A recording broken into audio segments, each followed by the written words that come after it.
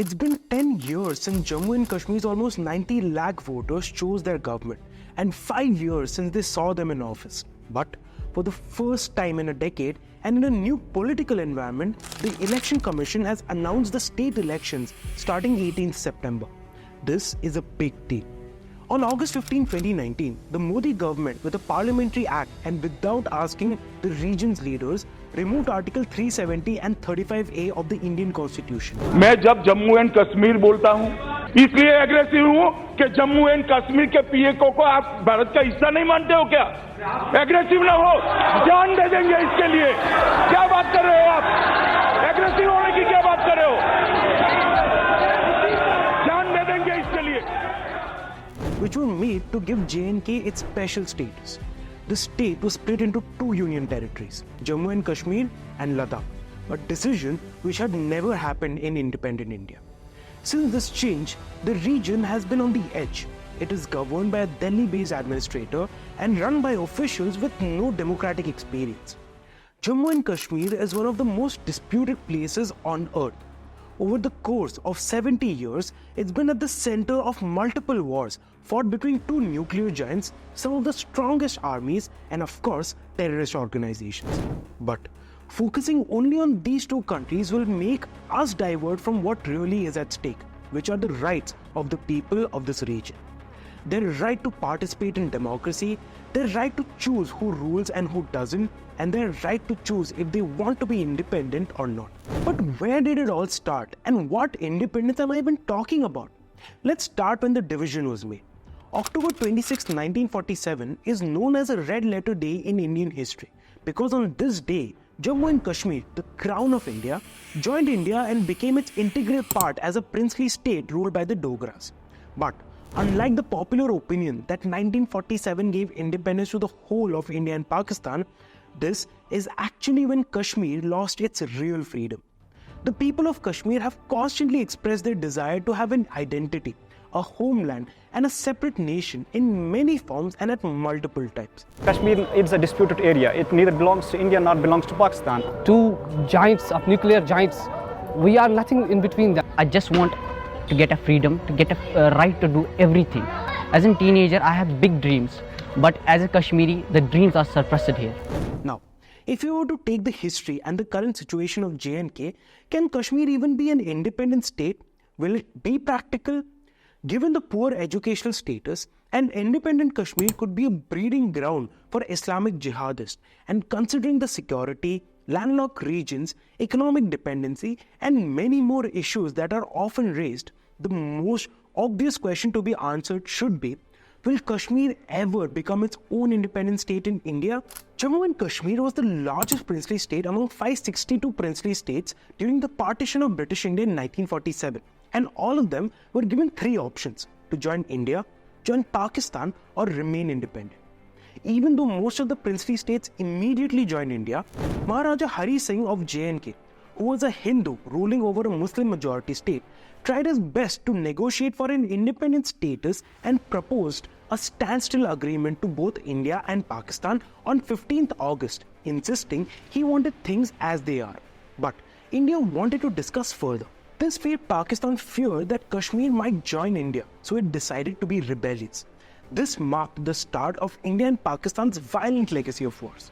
On October 22, 1947, the first India-Pakistan war took place when Pashtun tribesmen known as Lashkars, who believed in jihad and desperately wanted Kashmir to be a part of Pakistan, swiftly moved towards Srinagar. But instead of going directly, they stopped in Baramulla, looting, killing, raping, and beheading innocent people of the valley with swords and axes. All this brutal chaos made Maharaja Hari Singh desperate for help, and he obviously asked for India's assistance. On October 26th, India offered him to sign the instrument of accession that declared the princely state of J&K to be a part of India. That one agreement ended J&K's short and sweet 73 days of independence forever.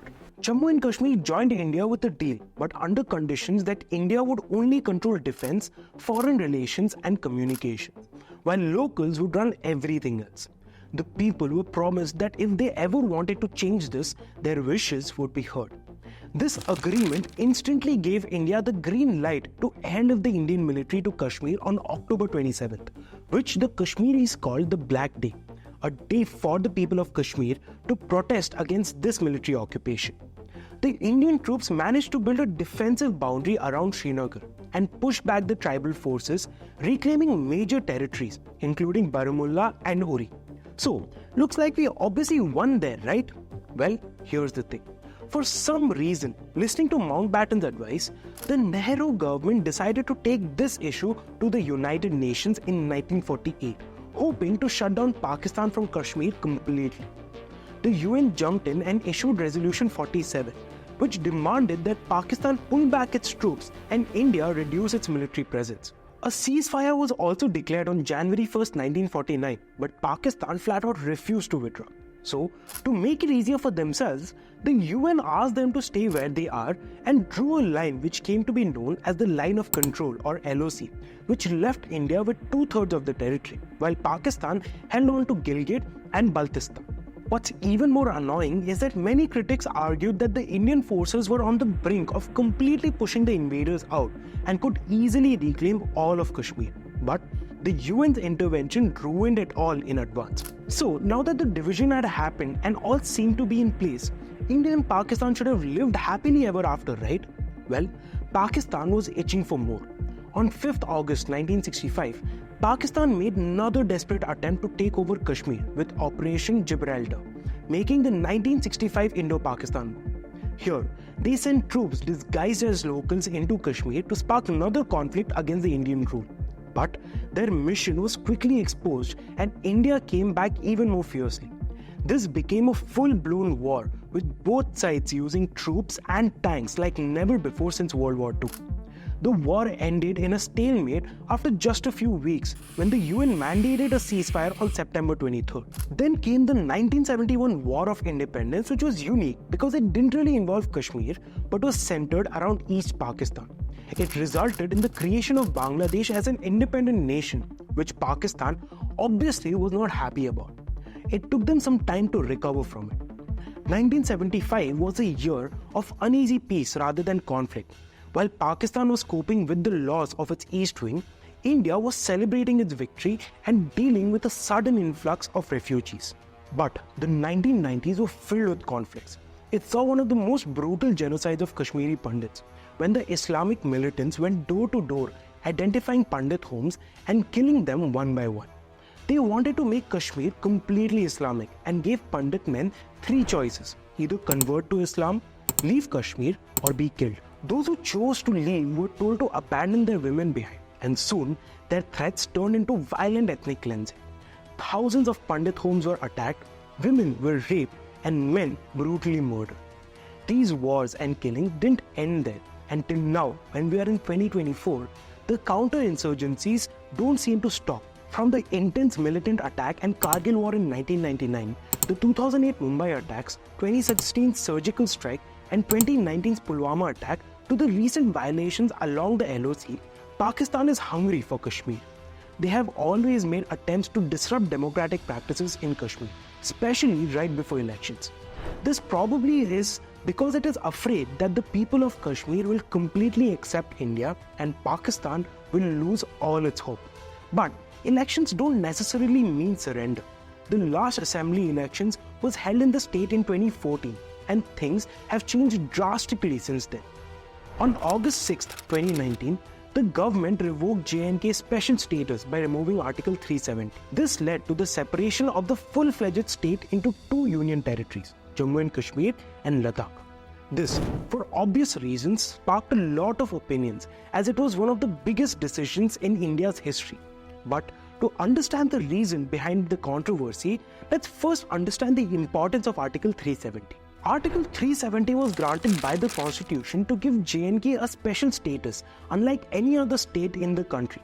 Basically, J&K could have its own rules, laws, flags, and control over the internal affairs of the state, apart from defense, foreign affairs, etc.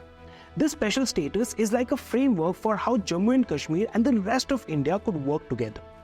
After the removal, while the Modi government and its supporters were celebrating, critics believed that it was unconstitutional and a failure of federal principles. क्या यही फैसले की हम उम्मीद लगाए बैठे थे? बिल्कुल नहीं। हमने सुप्रीम कोर्ट का दरवाज़ा खटखटाया था क्योंकि हम इंसाफ की उम्मीद कर रहे थे। पूरी तरह से मुतमईन हूँ कि इससे ज़्यादा शायद हम कर नहीं सकते थे। They had broken the trust of the people of the state by taking away powers from them.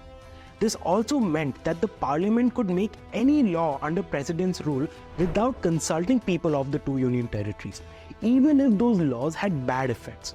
On top of that, it was done without involving any elected representative of the former state. After the laws were removed, massive counterinsurgency operations by the Indian Army were done in Kashmir, and the militants allegedly shifted their operations to the Jammu region, which was in fact relatively militancy-free over the last 2 decades. The region did report more peace, but for the people there, the cost was their freedom. Since the moment Pakistan-backed fighters invaded Kashmir in 1947, people think they have just seen a long history of betrayal, suffering, and violence. Article 370 was supposed to protect Kashmir's special status and give it more autonomy, but in the end, it did neither. And in all these years, the actions of local parties, harsh measures from the central government, and violence from Pakistan have literally put democracy and human rights in danger. They have faced more oppression than protection. That was very evident when in December 2023, the Supreme Court upheld the government's decision to remove Article 370. It seemed like a great legal victory for the Modi government, but leaders of J&K and the people marked it as a dark day in J&K's history. Former Chief Minister Omar Abdullah believed that the struggle will continue, but he won't give up. Just last month, Mehbooba Mufti claimed that she was placed under house arrest along with the leaders of People's Democratic Party. It was Martyrs' Day and she was locked up and stopped from visiting Mazar-e-Shuhada, which is an important symbol of how Kashmir has resisted against unfair treatment and oppression. She felt as if they were trying to erase the memory of the people who gave their lives fighting for what's right. But now that elections are back and maybe, just maybe, J&K's people see some hope. But will this change anything? This could be a golden opportunity for change, as the voter turnout for the 2024 national elections in J&K was surprising, to say the least. I mean, it was the highest in 35 years, which is a big deal. 58% people casted their votes, and the regional parties are hoping this sudden rise in political activity will help them bounce back after the 2019 crisis. But wait, here's another thing.